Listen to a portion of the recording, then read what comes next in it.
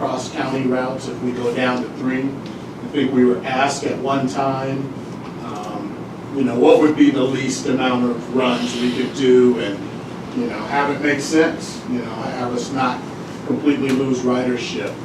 And at that time, we thought we had given that amount. And again, this is the bare bones proposal. With 3, ridership's gonna greatly suffer. Proposal 2 assumes no additional state funding. Up to 4 Whidbey and Camino operators could also be affected by the proposal as well. We were asked to provide the bare bones, and that's what we have here. I'll turn that back over to you guys. Thank you very much. I will now open this agenda item to the public. Again, 3 minutes. Any comments? Yes. I have a Identify yourself, and you have 3 minutes. Thank you. Kathleen Custer. I'm the Amalgamated Transit Union Local 1576 president. So a few questions. So the pricing that we see there is the annual out-of-pocket amount, correct? That is what the proposed amount is. So it's the annual out-of-pocket. So what I'm wondering is, what is for comparison purposes, what is the current out-of-pocket amount that you've been paying for your 35% service? Because I think it's what, 35.65 match. So what is that in comparison to the annual, say, 143,000? And what would be the cost savings? Okay. And then one more question. And I understand that there's a $1 million funding that might be passed by I think the Senate. And when is that expected to happen? When will we know that additional funding possibility? Okay, thank you. Any other questions or comments? Yes. Delta Hooker, Chairman Albert, you just said that the more you're looking at things, the deeper it gets. It gets even deeper with the 411, with the route modifications last year, with money already received on the grant. So they already received grant money and modified services, so there's going to be some payback there also. I talked to the national grant coordinator for the rural area for the VA. So there's definitely going to be some money owed on that one. Say something else about the money. I was going to say something else about the toilet. Oh, I did. I wrote with Representative Hayes, and he knows nobody wants that 411 more than I do. That's why I'm here. That's what got me here into this building, and that's why I'm here. However, I feel that if anything's going to be chosen, it should be split between Whidbey Island and Camino. It should be both of island counties benefiting from it. And but I did tell Representative Hayes that I support fares. I'm not against it. However, I do not support fares or any monies coming to Island Transit with the current staff that's in place right now. None of that money will go towards the needed things. We're going to money's definitely mismanaged in this building. And I let them know. Not while the management's in place, and I understand why Skagit County and Burlington want to step away from the regional, the RTPO and get out of that area. I understand it and support it. I guess you have 1 minute left. I'm good. Thank you very much for your comments. Any further comments? Yes, Bruce. Thank you, Bruce Freeman. I also read the article regarding the of $1 million, but it's also my understanding this will be split between several transit agencies, so it's not $1 million coming here.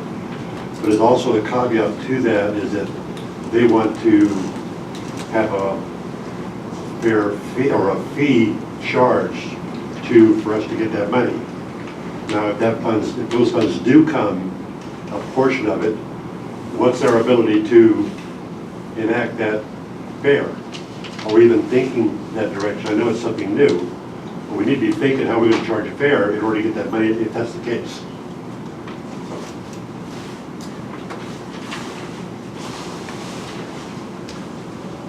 I heard saw some hands up here. I'd just like to make, Could you please identify yourself? I'm Melody Reisner, I'm from Camino. Okay, thank you. And I'd just like to just make a comment that I know a lot of my people wasn't able to make it up here. And I was a little late because I couldn't find my way up here. But the 411C is very, very important to a lot of people on Camino. We've got a lot of disabled people that's on Camino. And a lot of them are going to school. And they need that 411C to get to their school, get to their doctors. So I'm just trying to make sure people really realize that on Camino is very, very important. We only have one way in, one way out of that island. Okay? And a lot of people are very, relied very heavily on the bus service over there. So. Okay, thank you very much, and I think I saw one more hand out there. Yes, sir.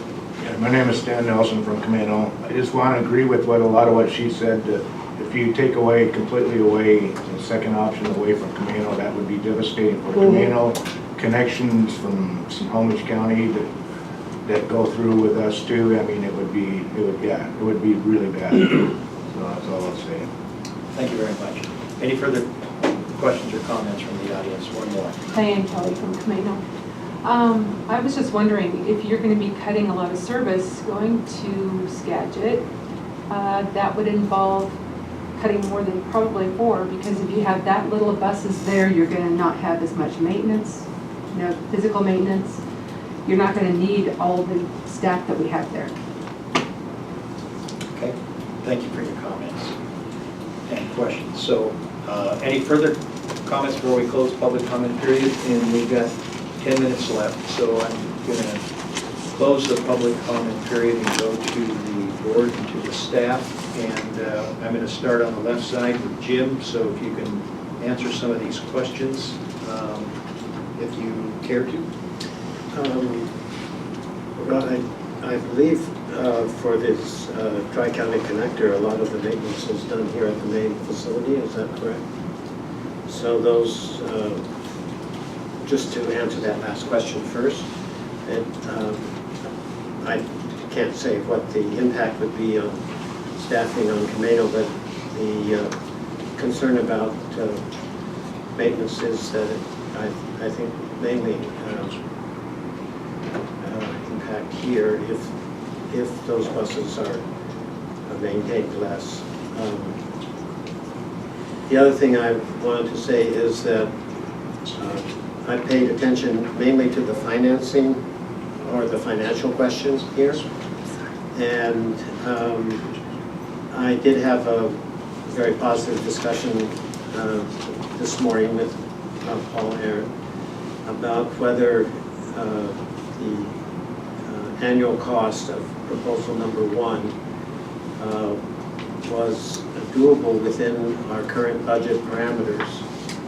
And I believe he can give better details than I can, but we concluded that it was doable through a combination of efficiencies that we are already experiencing and the fact that we are surplusing 23 buses, which will not bring money into the operating fund per se, but it does bring money into the capital replacement budget. And we had already budgeted out of operations generally a section of the budget replacement, capital replacement budget. Not to make it too complicated, I think that the proposal number 1 is financially doable with continued belt tightening and continued savings that we are experiencing on a month-to-month basis. Perhaps Paul can elaborate on that a little bit. You care to elaborate on that, recognizing now we've got 8 minutes? But I don't know if I can elaborate that much on it, but we did budget a lower level of service through 2015. We were using 100% service up until the point that we tend to perhaps stop that. It could be June or July 1st, perhaps even August 1st, which would leave a certain percentage, and which we identified was around 37–38% to stay on budget.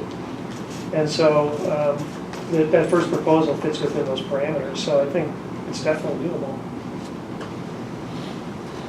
I will elaborate on one item also that we were talking about, 411, possible repayment.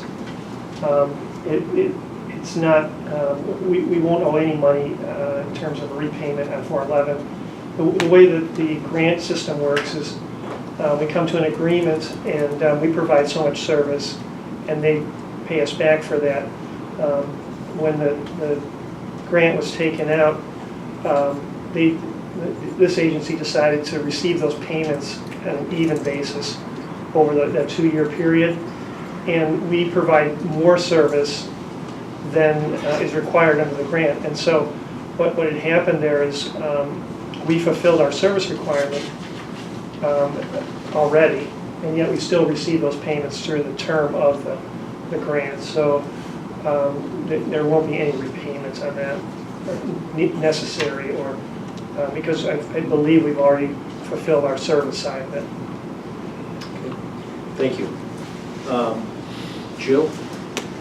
Excuse me, did that answer your questions? I'm sorry. Yeah, that's the important point, I guess. Thank you. I was just going to recognize what Paul just said about the repayment, that's not the scenario that's taking place, so that's just factually incorrect. And then the other thing I wanted to clarify. Factually incorrect? Incorrect, the assumption that there'll be a repayment associated with that route. The other part that needs to be clarified, and I've seen this some places, is that the reason that the RTPO and regional RTPO are considering breaking up has absolutely nothing to do with Island Transit. In fact, it's never come up. The reason that the SIRTPO is wanting to break up is because the cities in Mount Vernon haven't been able to get some of their non-motorized transportation projects across the finish line, and in the collaborative way we rank projects. And so what they want to do is break that up so that within the cities in the Skagit area, they have more power to supersede what some of the commissioners want to do there, and their trading projects. And so that is absolutely what this is about. It's a funding ranking process problem, and it's a duplication of meetings, and it has nothing to do with Island Transit. Part of the reason that Island County wants to stay in SIRTPO has everything to do with transit, because what we're saying is we're a county that goes through another county to connect. We need these regional transportation links, and transit itself is a vital reason to stay connected, because we want conversations to continue. We want our services to link up to regional transportation services. So I just want to clarify that, because I've seen it a couple places, and it's just a misunderstanding of the situation. I share Bruce's concern about I'll talk about Dave Hayes' amendment from the floor, which of course came out of nowhere for all of us, but was thrilling to see. And it is yet to be determined how that will play out in budget negotiations in terms of timing, because it's a House budget and it's not in the Senate. So they're going to, do some caucus horse trading when they get right down to it, and who knows what makes it through and who knows what doesn't. But it's great that it got in there. It does share with Skagit County, and it does require that we charge a fare. And what I don't know is if that's a system-wide fare, if that is a connector fare. I'm not sure how limited in scope. It says Everett connector right now. Of course, my mind is once you link with Skagit Transit, you've linked with Everett because their system goes there. So it seems like we have some flexibility, but we'll have to wait and see how that shapes up. And then, and I understand your question about how much we're paying now for the match and how much it would cost us to do this if we're spending this money anyway. How come we didn't leverage it to get the match? I think that that's a question that I asked early on, and it's still a bit of a curiosity. And then the final thing I'll say, actually, and I'm going to try to watch my tone. And time. Yeah, but mostly my tone, is the statements made about the staff is completely inexcusable and unacceptable. That the finance individual who is here now is not the same individual who was here when we had the confusion, mismanagement. The director who is here now is not the director who was here from that. And all I have seen since I've been on this board is staff that has been very transparent, very collaborative, very focused on making this work. And so I take issue with that level of public criticism towards people who are working really hard to right a ship. And I understand that there are folks who want to poke holes in what happened in the past. But to me, after a while, those conversations become about standing in the way of fixing the problem or getting on board with fixing the problem. So just when I'm in the room, at least, I'm not going to respect comments like that. I find them to be untrue and I find them to be offensive. Thank you. Okay. And With that, I'll make a motion to extend 10 minutes. thank you, Mr. Hanold. There's been a motion made by Hanold and a second by Ms. Henderson to extend it for 10 minutes. All those, any discussion? All those in favor, say aye. Aye.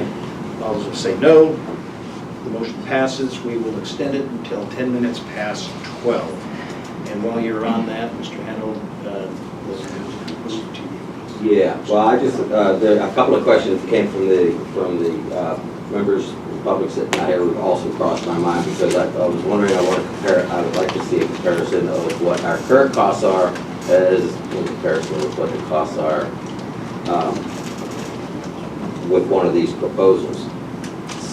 Secondly, we were looking at this possible funding. It's made it through the House with this, so let's make it through the Senate and final budget thing. But we need to know is there going to be a match, what are parameters on it, what are limitations to it, et cetera, et cetera, et cetera. So when you answer kind of our payback, my thing is if this bill or this add-on that Dave Hayes has proposed for us, got us through the House, comes with, we know already, a caveat of it's tied to charging fares. So, and we've talked about fares before, and I've mentioned I'd like to see, I know there's been some exploration done, but I would like to see a proposal go out for, requested proposals rather, for what it's going to cost us to initiate a fare collection system. And not just on the 411, or not just on the Ever Connector, rather, but system-wide. Because we raised a big issue. We've got a huge, huge, huge portion of our budget that's going to paratransit. And who's paying for it? Okay? We're basically running a taxi service, and I've heard from a lot of paratransit people that ride paratransit that they'd be more than happy to pay for a fare. Maybe or whether it's through Medicaid reimbursement or something, we're going to look at some other options. So if anybody doesn't agree, I can make a motion now, or can let Jackie talk, but I would make a motion that we table this. Okay, And let's, say before we're meeting before while there's a we're looking at motion, these others. we want all of the members to have a chance. Yes. And then I'll come back to you for You got it. I just have a couple of things. One, I want to second what Ms. Johnson said about the staff here. I've had nothing but positive meetings and communication with the staff here. I think they're doing an exemplary job. I totally support them. The second thing, at the beginning of the meeting, we talked a little bit about having some money in the reserve that could possibly get us through July, continuing these routes as is. Is that true? That was a little bit of a discussion. Because of possible money coming from the state, I just wanted to clarify that. Did we talk about that at the very beginning, that there was money in the reserve to continue it if we wanted to wait until that? The trade-off is that there's, I mean, it's a policy decision because the trade-off is that it's taking money from the reserve to continue that. And so part of the focus has been building up the reserve. So we Right. haven't determined if the level of service or the reserve is the priority area. And my other question then, because I missed the last meeting, I'm a little bit behind, but do we have to make this decision today? No. We do not, and that's one reason why I made the early motion, the confusing, friendly motion to have it as a workshop item as opposed to having it here. But, we're doing the same thing. We don't have to take action on this, and we can ask for more information from the staff. I don't know that I need more information from the staff as much as we need to see What happens to the legislative action. And that's the basis of my position too. I don't think it's very productive to make a major decision when there's still a big piece of the puzzle hanging out there, okay? But then I have a couple of comments on this before I turn to you for a motion. I also am going to second what Jill said about the staff, and as probably most of you know, I can ask a lot of questions, and sometimes they're kind of hold your toes to the fire questions. And but I ask those questions of the staff when I meet with them, and every time I get straight answers. And they're not just waffly answers, they're straight answers. And even there's one time I was very uncomfortable with Mr. Arndt when he gave me an answer that said, well, it's my understanding, but it was supposed to be coming from the person who really knows where the money is on that issue. And I don't like soft answers. I'd rather have a, this is yes, this is no, I don't know, I will find out.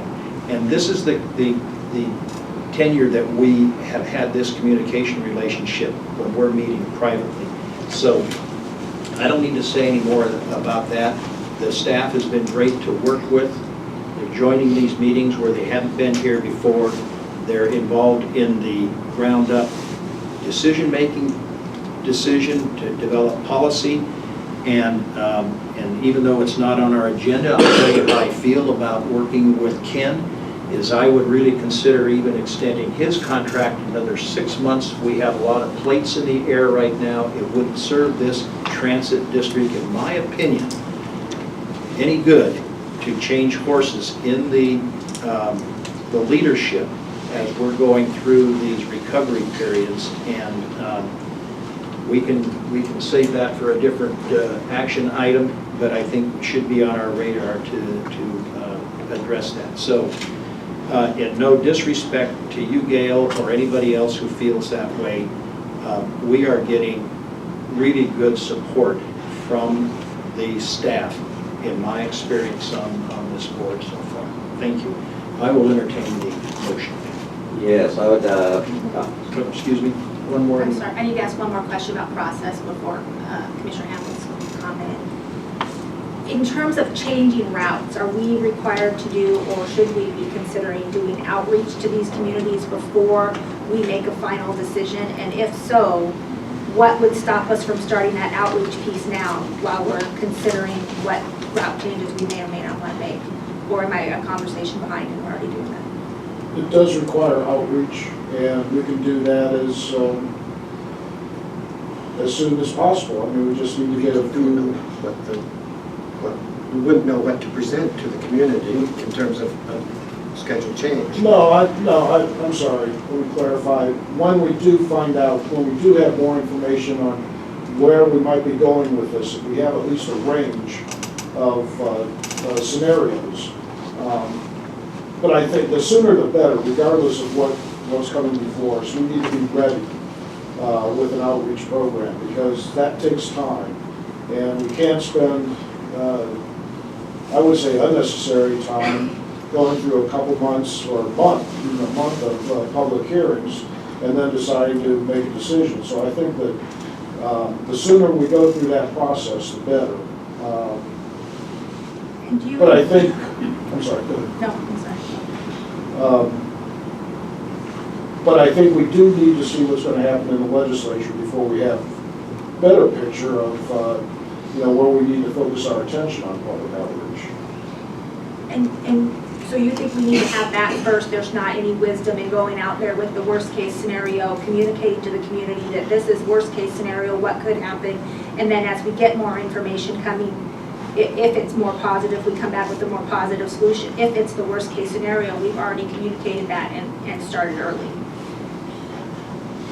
There would be a considerable amount of staff time required if we're going out twice on public meeting circuit. I would suggest that maybe instead of initially going out with an outreach program of that nature, that we maintain close and continuous cooperation, communication with the media, with other sorts of public speaking sorts of activities and through council meetings and so on, that the word can get out as to where we are, and when it becomes more definitive, we will have community outreach meetings. Okay, I'm going to close the discussion here because we're waiting for a motion from Mr. Hamel. Yes, I'd like to move that we table this item until our next regularly scheduled meeting, which is April 24th, at which time hopefully we're going to have some more. But I would like, if this motion passes, I would really like to see staff come up with numbers too by the next meeting if this goes to this motion passes. Formalize your motion and Okay, then I come make back to discussion. Okay, I make a motion that we can table this item until item number 2 on our regular agenda here. The 411 connector or 411 routes changes until April 24th meeting. Okay, the motion has been made to table special meeting item number 2 for the future status of the routes 411 West and 411C to future time to be presented at our April 24th meeting. Is there a second? Second. Okay, Mr. Handel made the motion, seconded by Ms. Johnson. Any further discussion? Yeah, I would quickly, I'd like, when we come back, if we could, I'd like to know current monthly cost in relationship to what the monthly cost is on proposal 1, proposal 2. The other thing is what other proposal, it says we're looking at cutting 4 more operators. We've already cut 20 operators, that's an additional 20% cut. My question would be is what kind of administrative cuts have been made along the way? Because I'm sure the public's asking that question as well. And we need to have whatever we need to do to look at requests for proposals for fares, because I think that is inevitable whether or not we get this grant or not. All right. We don't charge a fare. There's not been, have a bus service. I'm sorry to interrupt you. Okay. There's been a request, it's not a... I know, I'm not directing, I'm requesting. Yeah, we are still in the discussion mode, so... Just feel obliged just to straighten out the staff cuts were split half operators and half administration, I think. So I think it was around 10 or 11 operators and 10 or 11 administrative people in the past. Okay, that's it, just to clarify that, because the impression is all operators. And then if I could add to the request of costs, I'd also, in looking at the possibility of cutting the North Whidbey connection down to 3 in terms of connectivity with Oak Harbor, I'd like to see some sales tax revenues coming from regions to determine how transit's being funded. And when we start making cuts for service, I want to make sure that the north end of the island isn't overfunding and being underserved. Good point. Any further discussion? Now, before I call for the question, I'm going to turn to staff. Do you understand all those requests for that information to be brought forward as a result of this motion? That is a yes or no question. I understand. Having no further conversation, I will call for the question to table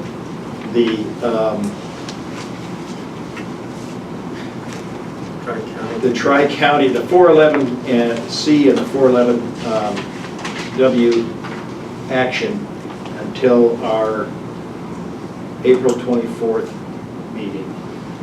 All those in favor say aye. Aye. Any opposed? say no. There are no no's, so the motion carries. This, the status of 411 and WNC will be forwarded to our next April 24th meeting for action.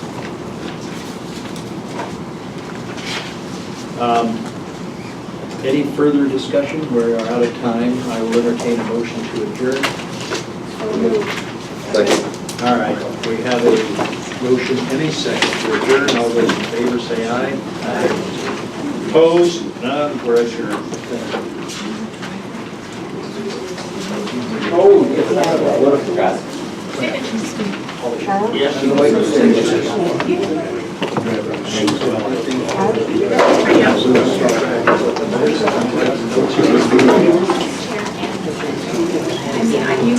I don't know the best. You want to go sign?